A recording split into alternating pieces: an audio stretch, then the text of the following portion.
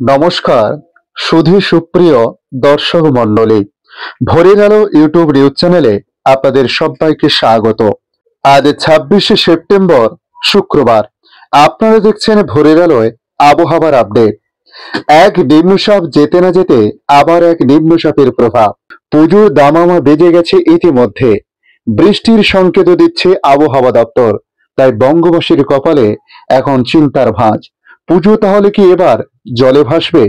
এ নিয়ে আবহাওয়া দপ্তরের আপডেট থেকে আমরা যা জানতে পেরেছি তা আপনাদের সামনে তুলে ধরবো আজকের এই ভিডিওর মাধ্যমে। অবশ্য ভিডিওর শেষ পর্যন্ত থাকার জন্য অনুরোধ করলাম। এখন দেখে নেব বিস্তারিত আপডেট। এক নিম্নচাপ যেতে না যেতে ফের নিম্নচাপের সংকেত। গতকালই আবার একটা নতুন করে নিম্নচাপ শুরু হয়েছে।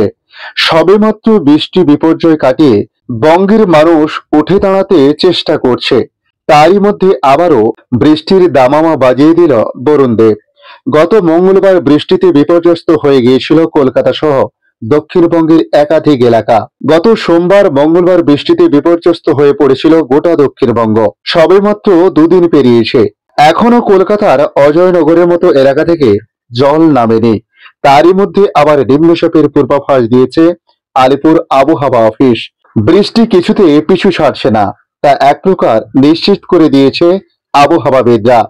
গত মঙ্গলবার যে নিম্নচাপের প্রভাবে কলকাতায় এত বৃষ্টি হয়েছে, বর্তমান সেটি রয়েছে কিছুটা, অর্থাৎ তার লেজ কিছুটা এখনো রয়েছে বাংলা লাগোয়া উড়িষ্যার উপকূলে। তবে গতকাল দুপুরের পর সেটি দুর্বল হয়ে পড়েছে বলে জানানো হয়েছে। অর্থাৎ আপনারা ভাবছেন তাহলে এবার স্বস্তি দিতে পারে, কিন্তু না, তাতেও রক্ষা নেই। বঙ্গোপসাগরে লাগোয়া মায়ানমার উপকূলে নতুন করে ঘূর্ণাবর্ত তৈরি হয়ে নিম্নচাপে পরিণত হয়েছে গতকাল বৃহস্পতিবার। এরপর আজ শুক্রবার সেটি গভীর নিম্নচাপে পরিণত হবে। তারপর আগামীকাল শনিবার ওড়িশা অন্ধ্রপ্রদেশের উপকূল হয়ে স্থলভাগে ঢুকবে। এরপর 30শে সেপ্টেম্বর অর্থাৎ অষ্টমীর দিন আরো একটি ঘূর্ণাবর্ত বঙ্গোপসাগরে হাজির হতে পারে।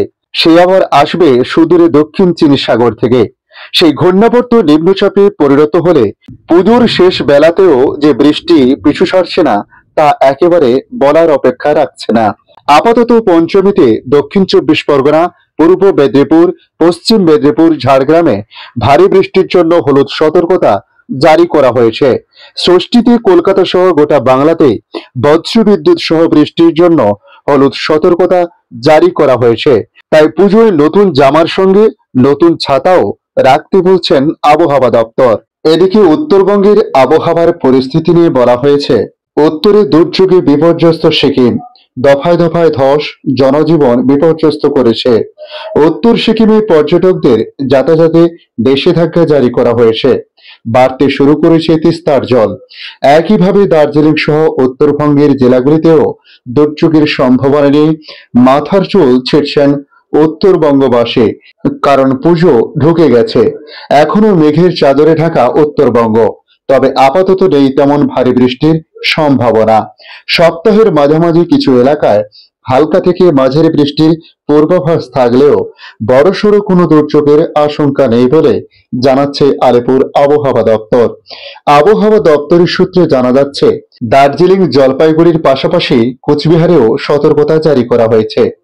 আগামীকাল শনিবার উত্তরবঙ্গের প্রায় সব জেলাতেই ছড়িয়ে ছিটিয়ে ঝড় বৃষ্টির পূর্বাভাস রয়েছে। পাহাড়ি এলাকায় হাওয়া সাধারণত অতিরিক্ত বৃষ্টির আশঙ্কা থেকেই যায়। তবে এই মুহূর্তে উত্তরবঙ্গের জন্য স্বস্তির খবর দিয়ে হাওয়া অফিস জানিয়েছে, পর্যটন মরশুমের প্রাক্কালে এই পরিস্থিতি খানিকটা স্বস্তির নিঃশ্বাস ফেলছে পর্যটক ও স্থানীয় বাসিন্দাদের।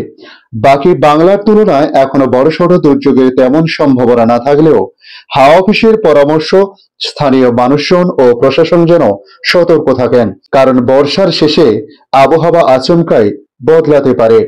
আজকের আপডেট এই পর্যন্ত। পরবর্তী আপডেটের জন্য আমাদের এই ইউটিউব নিউজ চ্যানেলটিকে সাবস্ক্রাইব করে কাছে বেল চিহ্নতে ক্লিক করে অল চিহ্নতে প্রেস করে রাখার জন্য রিকোয়েস্ট করলাম। পাশাপাশি আপনারা কোথা থেকে ভিডিওটি দেখছেন অতি অবশ্য কমেন্ট বক্সে কমেন্ট করে জানাতে পারেন। ধন্যবাদ।